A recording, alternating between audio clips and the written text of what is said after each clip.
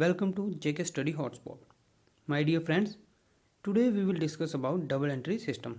It is one of the important topic of accountancy and bookkeeping. So let's start our discussion. What is double entry system? Double entry system क्या है? The double entry system of accounting or bookkeeping means that for every business transaction, हर एक business transaction के लिए amount must be recorded in a minimum of 2 accounts. कोई भी business transaction होगी उसमें हम जो अकाउंट्स को रिकॉर्ड करेंगे डबल एंट्री सिस्टम में मिनिमम हम 2 अकाउंट्स में उसको रिकॉर्ड करेंगे. कोई भी ट्रांजैक्शन होगी उसको हम 2 अकाउंट्स में उसकी रिकॉर्डिंग करेंगे.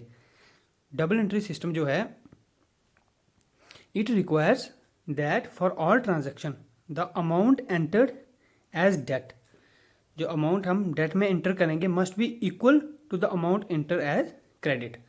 तो डबल एंट्री सिस्टम में हमारा डेट साइड और क्रेडिट साइड जो है वो दोनों इक्वल होना चाहिए. जितना अमाउंट डेट साइड में एंटर कर रहे हैं हम उतना ही अमाउंट हम क्रेडिट साइड में हमारा एंटर होना चाहिए. जितना डेट होगा उतना ही क्रेडिट होना चाहिए. ये है डबल एंट्री सिस्टम के अकॉर्डिंग. दोनों में नेट बैलेंस होना चाहिए. जैसे ये देखिए ये एक बैलेंस है, इसमें ये आ गया डेट साइड, ये आ गया क्रेडिट साइड. दोनों बराबर होना चाहिए. जितना हमारा डेट साइड है उतना ही हमारा क्रेडिट साइड होना चाहिए. ये according to double entry system. एक एग्जाम्पल देख लेते हैं हम एग्जाम्पल के अकॉर्डिंग कि क्या है डबल एंट्री सिस्टम. तो let us assume that a company borrows 10,000 from its bank.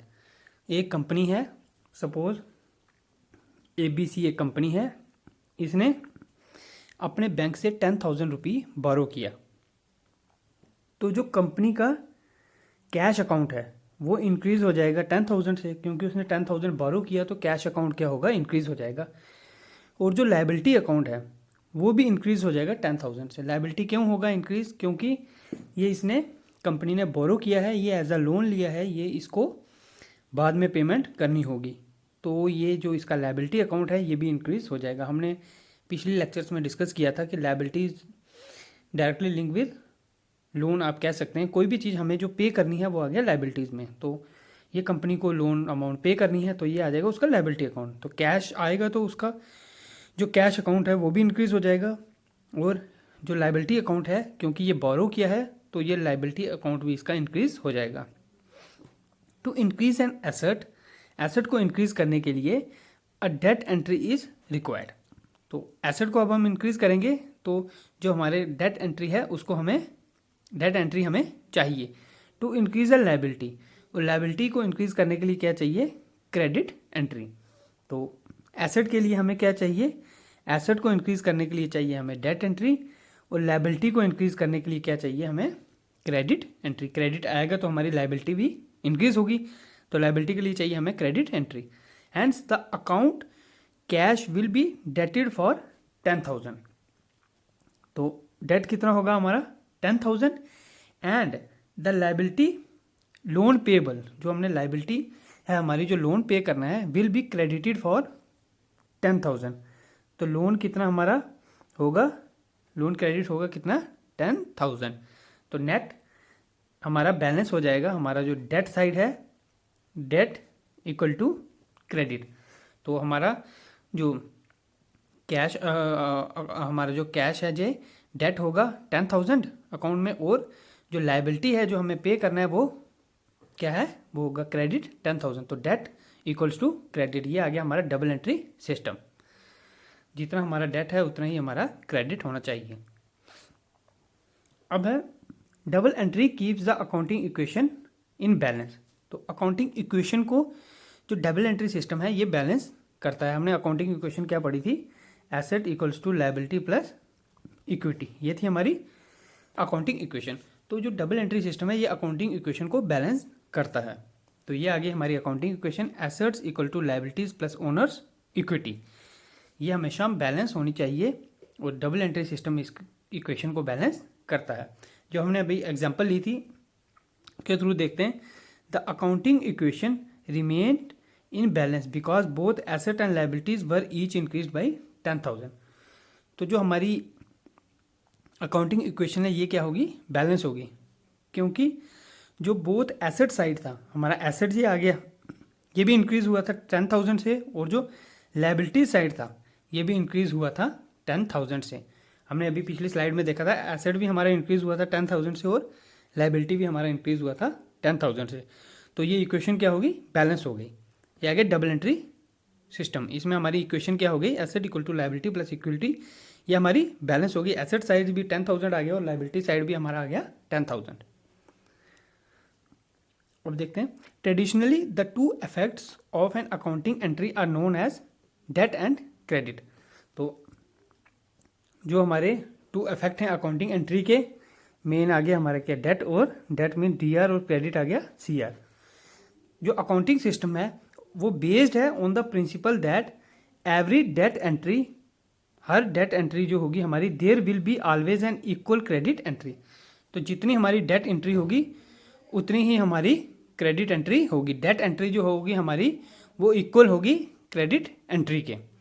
This is known as duality principle. तो इसको हम क्या कहेंगे, इसको हम कहेंगे डुअलिटी प्रिंसिपल। अभी हमने पीछे स्लाइड में भी देखा था इमेज, जो बैलेंस था डेट इजकल टू क्रेडिट। तो जो हमारे डेट एंट्री होगी वो ऑलवेज इक्वल होगी हमारी क्रेडिट एंट्री से। तो इसको हम क्या कहेंगे, इसको हम कहेंगे डुअलिटी प्रिंसिपल। डेट entries are one that accounts for the following effects. तो डेट एंट्री कौन सी हैं जिनमें ये फॉलोइंग ये इफेक्ट्स होंगे, इंक्रीज इन एसेट्स, एसेट हमारा इंक्रीज होना, increase in expense, decrease in liability, decrease in equity and decrease in income. ये सभी इफेक्ट्स होंगे हमारी डेट एंट्रीज में। अब है credit entries. Credit entries are one that accounts for the following effects. तो क्रेडिट एंट्रीज में क्या इफेक्ट होंगे, decrease in asset, decrease in expense, increase in liability, liability हमारी इंक्रीज हो जाएगी, increase in equity and increase in income. ये सभी effects होंगे हमारे क्रेडिट एंट्रीज में। Double entry is recorded in a manner that the accounting equation is always in balance. तो double entry के अकॉर्डिंग हमारी जो अकाउंटिंग इक्वेशन है वो हमेशा क्या होगी, बैलेंस होगी। Asset minus liability equals to capital. तो हम एसेट से लायबिलिटी को हम माइनस करेंगे तो क्या आ जाएगा हमारा, कैपिटल। हमने पढ़ी थी asset equal to liability plus equity or capital. तो अब देखिए एसेट ये इधर आ जाएगा तो ये माइनस हो जाएगा, minus liability equal to equity. ये आ गई हमारी इक्वेशन, यही इक्वेशन आ गई। तो डबल एंट्री के अकॉर्डिंग जो हमारी इक्वेशन है ये बैलेंस होगी। अकाउंटिंग इक्वेशन ये हमेशा बैलेंस होगी, asset equal to liability plus equity. अब ये देख लेते हैं एक एग्जांपल डबल एंट्री की। ये आ गई हमारी बैलेंस शीट। तो बैलेंस शीट में ये एसेट आ गया साइड। अब देखो इसमें जो डेट है ये इंक्रीज हो रहा है तो क्रेडिट क्या हो रहा है, डिक्रीज। रेवेन्यू में देखो डेट क्या हो रहा है, डिक्रीज हो रहा है, लेकिन क्रेडिट क्या हो रहा है, इंक्रीज। लायबिलिटी में डेट हमारा डिक्रीज और क्रेडिट क्या हो रहा है, इंक्रीज। एक्सपेंस में डेट हमारा इंक्रीज हो रहा है, जितना डेट इंक्रीज हो रहा है उतना ही क्रेडिट डिक्रीज होगा। ओनर्स इक्विटी में डेट हमारा डिक्रीज होगा, उतना क्रेडिट हमारा इंक्रीज होगा। तो ये डेट और क्रेडिट दोनों एक दूसरे से रिलेटेड हैं। तो डबल एंट्री में यही होगा। तो डेट जितना होगा हमारा, जितना अमाउंट हम डेट में लेंगे उतना ही हम क्या लेंगे, क्रेडिट में लेंगे। अब कुछ अकाउंट्स की टाइप्स देख लेते हैं डबल एंट्री में। When you employ double entry accounting you will need to use several type of accounts. तो हमें बहुत से अकाउंट्स की नीड होती है। तो कौन कौन से अकाउंट्स है, सबसे पहला आता है एसेट अकाउंट। एसेट अकाउंट क्या है कि हमारे पास क्या क्या एसेट है, बिजनेस क्या क्या ओन कर रहा है, क्या क्या चीज़ें बिजनेस के पास हैं, चाहे वो बिल्डिंग आ गई, चाहे वो व्हीकल आ गई, चाहे लैंड आ गई, कुछ भी आ गया, ये सब आ गया किसमें, एसेट में। इसके बाद आ गया लायबिलिटी अकाउंट। लायबिलिटी अकाउंट क्या शो करता है कि फर्म क्या ओ करेगी, क्या क्या उसने पे करना है।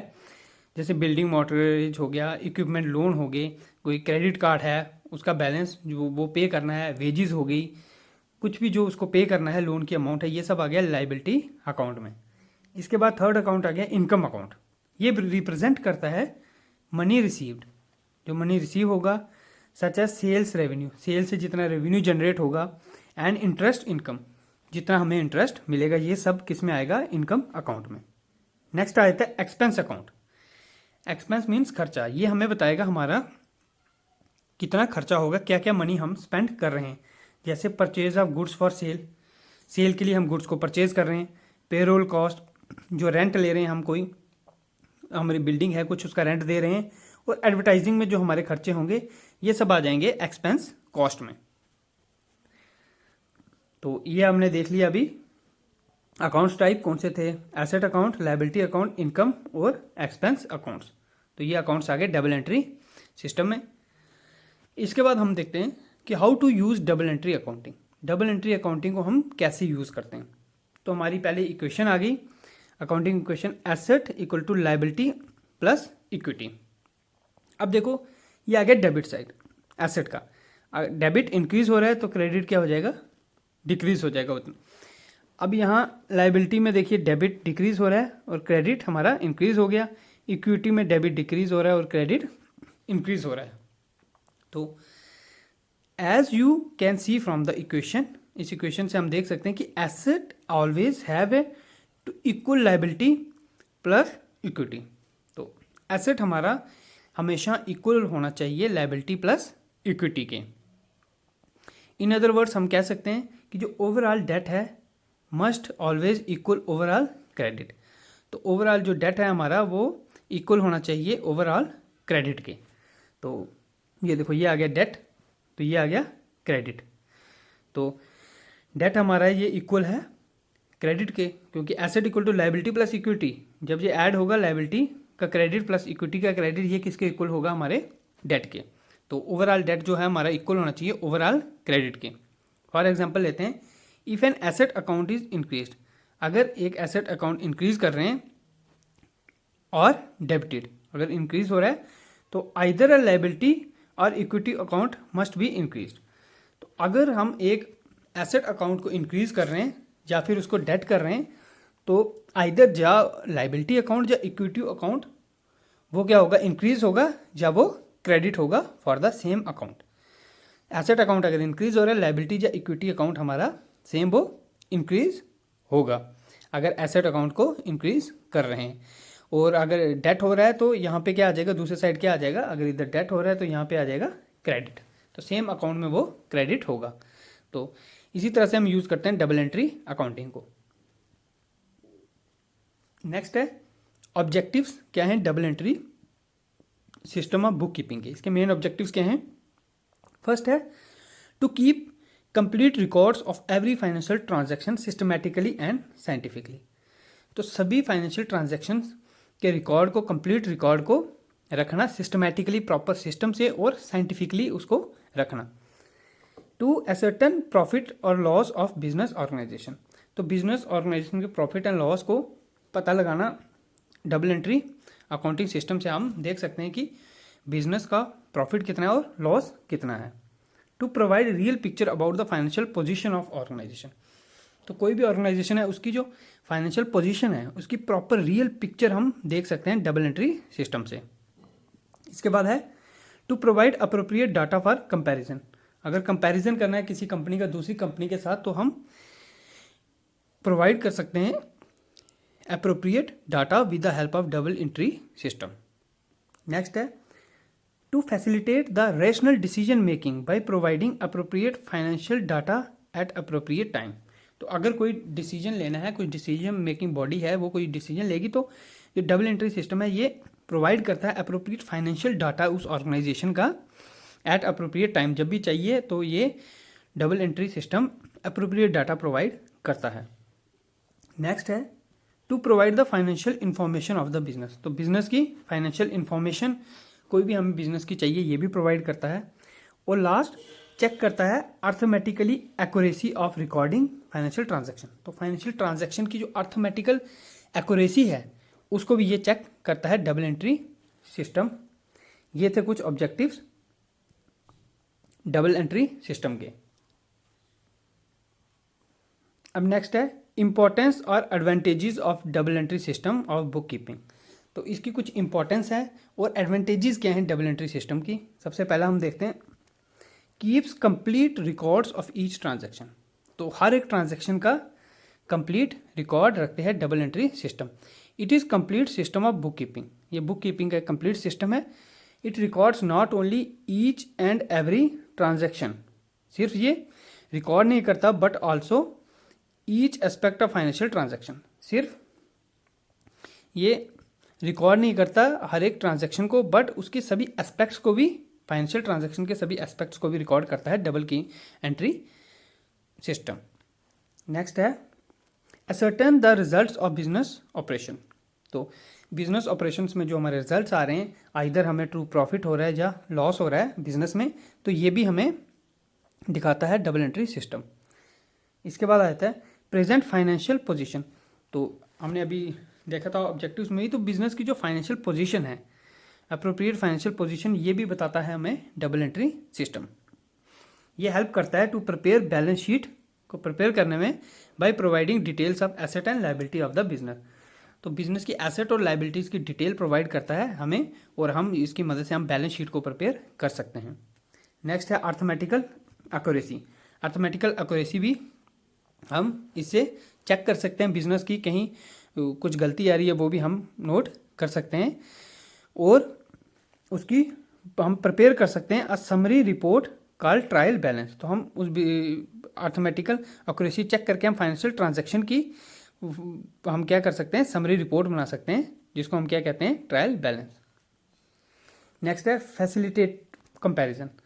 तो हम इस सिस्टम से सेपरेट रिकॉर्ड कर सकते हैं, सेपरेट रिकॉर्डिंग कर सकते हैं हर एक ईयर की, हर एक ईयर के ट्रांजैक्शन की। इससे क्या होगा, हम एक ईयर से दूसरे ईयर में हम कंपैरिजन कर सकते हैं। जैसे 1 year with similar items of previous year, तो हम प्रीवियस ईयर से हम अपने बिजनेस की कंपैरिजन कर सकते हैं कि प्रीवियस ईयर से हमने कितना गेन किया है, हमें लॉस हुआ है प्रीवियस ईयर से, जब हमें प्रॉफिट हुआ है, अगर प्रॉफिट हुआ है तो हम कितना % हमने प्रीवियस ईयर से गेन किया है, ये सब हम देख सकते हैं। उसके बाद आता है reduce error and other irregularities. तो हम एरर्स को भी रिड्यूस कर सकते हैं इसकी हेल्प से। तो इस सिस्टम में क्या है, ट्रांजैक्शन को रिकॉर्ड करेंगे हम 2 अकाउंट्स में, therefore it reduces the possibility of frauds की भी पॉसिबिलिटी कम होती है, errors and manipulation of accounts, और अकाउंट्स को मैनिपुलेट भी नहीं कर सकते हैं इसकी हेल्प से। नेक्स्ट है decision making. Double entry system provide करता है नेसेसरी इंफॉर्मेशन बिजनेस की, बिजनेस ऑपरेशन की, टू वेरियस यूजर्स को, सच एज मैनेजर्स को, क्रेडिटर्स को, for their decision making purpose. उनकी डिसीजन मेकिंग पर्पस के लिए इंफॉर्मेशन प्रॉपर ये प्रोवाइड करता है, जो भी बिजनेस के मैनेजर्स हैं या क्रेडिटर्स हैं उनको प्रॉपर इन्फॉर्मेशन प्रोवाइड करता है, ताकि वो कोई डिसीजन अगर उन्हें लेना है तो वो प्रॉपर डिसीजन ले सकें। नेक्स्ट है साइंटिफिक सिस्टम। ये जो सिस्टम है ये साइंटिफिक सिस्टम है ऑफ बुक कीपिंग का। It has it own set of principles, इसके अपने प्रिंसिपल्स और रूल्स हैं, और इन रूल्स, प्रिंसिपल और रूल्स के अंडर हमें प्रॉपर वर्क करना है, ताकि हम जो डिजायर्ड रिजल्ट चाहिए हम वो ला सकें।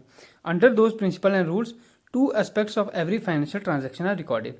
तो क्या कहता है इसका रूल, कि हमें किसी भी फाइनेंशियल ट्रांजैक्शन के 2 एस्पेक्ट्स को हमें देखना है, 2 एस्पेक्ट्स को हम रिकॉर्ड करना है हर एक फाइनेंशियल ट्रांजैक्शन के। नेक्स्ट है सिस्टमैटिक सिस्टम। ये एक सिस्टमैटिक सिस्टम है जो फॉलो करता है in recording financial transaction in double entry system of book keeping. तो ये रिकॉर्ड करेगा फाइनेंशियल ट्रांजैक्शन को सिस्टमैटिक और क्रोनोलॉजिकल ऑर्डर में। तो एक प्रॉपर क्रोनोलॉजी में और सिस्टमैटिक ऑर्डर में ये रिकॉर्ड करेगा हमारे ट्रांजैक्शन को। नेक्स्ट है रिलायबिलिटी। इस सिस्टम के अंडर जो ट्रांजैक्शन हैं उनको रिकॉर्ड करते हैं in scientific and systematic manner. Therefore ये प्रोवाइड करता है authentic record of all the transactions of business which is accepted by the court, tax authority etcetera as an authentic document. तो ये प्रोवाइड कर देता है कि जो रिकॉर्ड ट्रांजैक्शंस के दे रहे हैं बिजनेस में वो एक्सेप्ट होते हैं bye the court, tax authority, ये सब एक्सेप्ट करती है इन रिकॉर्ड्स को, और इनको एक ऑथेंटिकेट डॉक्यूमेंट समझते हैं। और ये क्या है, इसकी रिलायबिलिटी है, ये रिलायबल है हर जगह। अगर यहाँ पे ये ट्रू है एक कंडीशन में, तो ये दूसरी जगह भी ट्रू है, थर्ड जगह भी ट्रू है। अगर ये कोर्ट एक्सेप्ट कर रहा है, इसको टैक्स अथॉरिटीज़ भी एक्सेप्ट कर रही है, गवर्नमेंट, ये सभी इसको शेयर होल्डर्स होंगे, ये सभी एक्सेप्ट करेंगे इस रिकॉर्ड को। तो ये आगे इसके advantages double entry book system के। So friends, this is all about double entry book system. So let's now discuss some important MCQs on double entry system. तो कुछ इंपॉर्टेंट क्वेश्चंस देखते हैं हम हमारे इस टॉपिक के, जिससे हमें कि और डिटेल में हमें इसकी नॉलेज मिलेगी। ऑब्जेक्टिव से क्या होता है कि ऑब्जेक्टिव जब हम डिस्कस करेंगे तो हम डीपली वापस हमारा रिकैप्चुलेट हो जाएगा जो हमने अभी डिस्कस किया। तो देखते हैं, फर्स्ट आता है the debit side is on the rights of the double entry account. तो क्या कह रहा है, जो डेबिट साइड है ये डबल एंट्री अकाउंट के राइट साइड होता है। तो ये क्या है, ये ट्रू है या फॉल्स है? ये सिंपल क्वेश्चन था एक, ये फॉल्स है, क्योंकि जो डेबिट साइड है ये हमेशा लेफ्ट साइड होता है। जैसे ये आ गया, यहाँ पे हो गया डेबिट और यहाँ पे हो गया क्रेडिट। तो डबल एंट्री अकाउंट में हमेशा लेफ्ट साइड में होगा डेबिट और राइट साइड में क्या होगा, क्रेडिट। आगे चलते हैं। Double entry system is a reporting system और financial statement preparation system, recording system और डेट एंड क्रेडिट डिटरमिनिंग सिस्टम। तो क्या है double entry system? Double entry system है डेट एंड क्रेडिट डिटरमाइनिंग सिस्टम। इसमें दोनों एस्पेक्ट्स आ जाएंगे हमारे, डेट और क्रेडिट, हमें इनको बैलेंस में रखना है। तो ऑप्शन आ गया D is the correct answer, डेट and credit determining system. Next है the features of double entry system are. इसके क्या फीचर्स हैं? It has two parties, receiver and giver. इसकी दो पार्टीज हैं, एक रिसीव कर रहा है जो एक दे रहा है, गिव कर रहा है। टोटल अकाउंट ऑफ डेट will be equal to total account of credit, या रिसीवर इज डेट एंड गिवर इज क्रेडिट। तो इसका करेक्ट आंसर क्या है, वो है ए, फर्स्ट एंड सेकंड। इसमें दो पार्टीज हैं, रिसीवर एंड गिवर, करेक्ट है। और जो टोटल अकाउंट है डेट का वो हमेशा इक्वल होगा क्रेडिट से। तो डेट इज इक्वल टू क्रेडिट, हमने ये पढ़ा था। तो ये हमारा फर्स्ट ऑप्शन जो है करेक्ट है, first and second. Next, generally what type of account is not kept in single entry system. तो सिंगल एंट्री सिस्टम में हम जनरली कौन सा अकाउंट हम नहीं लेते? एसेट, इनकम और एक्सपेंस। तो क्या आंसर है इसका, वो है income, sorry asset and income, ये दोनों आ जाएंगे फर्स्ट एंड सेकंड। तो B is the correct answer, first and second, asset and income और not kept in single entry system. तो correct is B. Next, which one is used a rough working for financial statement. तो financial statement के लिए हम rough working के लिए किसको use करते हैं? Trial balance, adjusting entries, closing entries और वर्कशीट। तो इसका करेक्ट आंसर है वर्कशीट। वर्कशीट को हम यूज करते हैं as a rough work. Opening capital is 70,000। अगर ओपनिंग कैपिटल 70,000 है और जो क्लोजिंग कैपिटल है वो 90,000 है, then what is the amount of profit और लॉस। तो हमारा प्रॉफिट या लॉस कितना होगा अगर ओपनिंग कैपिटल 70,000 और क्लोजिंग कैपिटल है 90,000? तो क्या होगा, हमें प्रॉफिट 20,000 होगा, लॉस 20,000 होगा, लॉस 70,000 या प्रॉफिट 90,000। तो हमें क्या होगा, हमें प्रॉफिट होगा। अगर शुरू में हमारी कैपिटल ओपनिंग कैपिटल 70,000 है और क्लोजिंग जब हम अकाउंट को क्लोज करें तो हमारे अकाउंट में 90,000 है, तो हमें प्रॉफिट कितना हो गया, 20,000 का। तो option A is correct answer. Which one is the principle of double entry system. तो डबल एंट्री सिस्टम का प्रिंसिपल क्या है?